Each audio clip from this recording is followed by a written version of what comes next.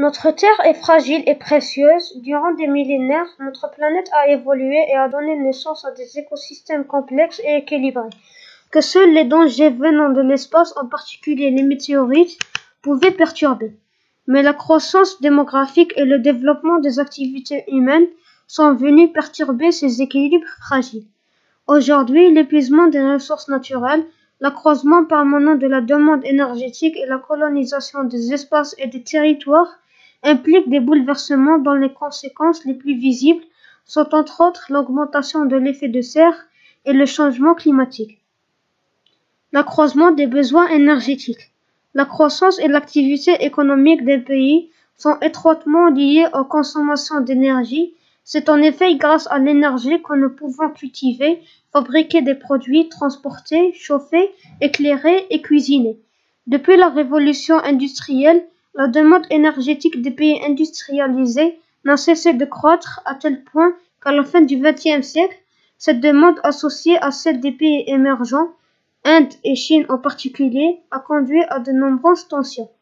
L'exemple du pétrole illustre ces tensions sur le marché de l'énergie, avec une production au maximum des réserves actuelles parvenant tout juste à satisfaire la demande mondiale. Il est donc indispensable de maîtriser la consommation énergétique dans les pays industrialisés afin de permettre aux pays en voie de développement d'accéder à une énergie qui permettra d'assurer leur croissance économique. Parmi les différentes sources d'énergie, certaines sont considérées comme renouvelables et d'autres non renouvelables. Le prélèvement de ressources naturelles. Durant des millénaires, l'espèce humaine a vécu en harmonie avec son environnement comme n'importe quelle espèce au sein d'un écosystème. Avec l'âge de bronze, l'âge de fer et l'avènement des civilisations, l'homme a commencé à chercher puis à exploiter des ressources naturelles pour assurer son développement. L'édification des monuments colossaux, dont certains sont encore visibles, comme la Grande Muraille de Chine et encore les pyramides, sont des preuves d'un besoin démesuré de matériaux qui ont laissé des traces dans le paysage compte tenu des volumes extraits. En 1800, la Terre comptait environ 1 milliard d'habitants, la population mondiale dépasse aujourd'hui les 6 milliards et pourrait atteindre les 40 milliards en 2100. La rapidité de la croissance démographique et les répercussions très fortes sur les prélèvements de ressources naturelles sont la cause de certains bouleversements. En voici 3 exemples. La surexploitation des mers et des océans. La mer fournit une grande partie de l'alimentation humaine. Pourtant, les mers et les océans sont menacés par la surpêche. L'industrie de la pêche atteint aujourd'hui une telle intensité que de nombreuses espèces ne peuvent pas se renouveler. Les bateaux européens partent au large des côtes africaines avec des techniques très perfectionnées et menacent la pêche locale. La surexploitation forestière.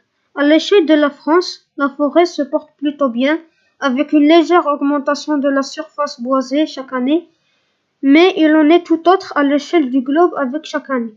Environ 10 millions d'hectares de forêts qui disparaissent, le déboisement atteint près de 1% par an. La surexploitation des réserves d'eau douce. L'eau douce est une ressource rare et précieuse. Elle est également très mal répartie puisque moins de 10 pays se partagent 60% de la totalité des gisements.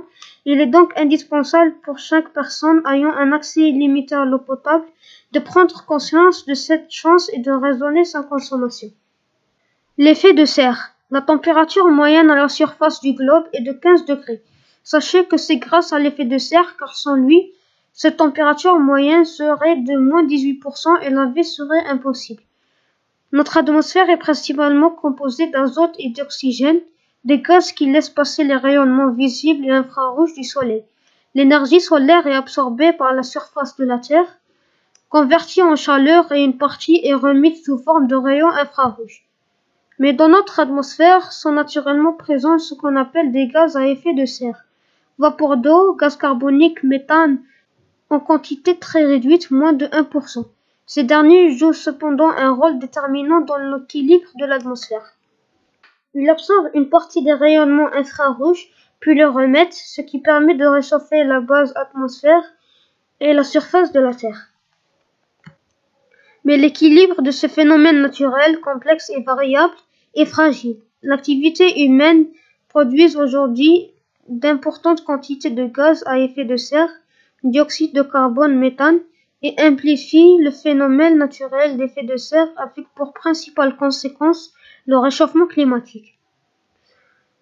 Le réchauffement climatique. Au cours des années 1990, pratiquement tous les gaz à effet de serre ont atteint des niveaux de concentration jamais observés.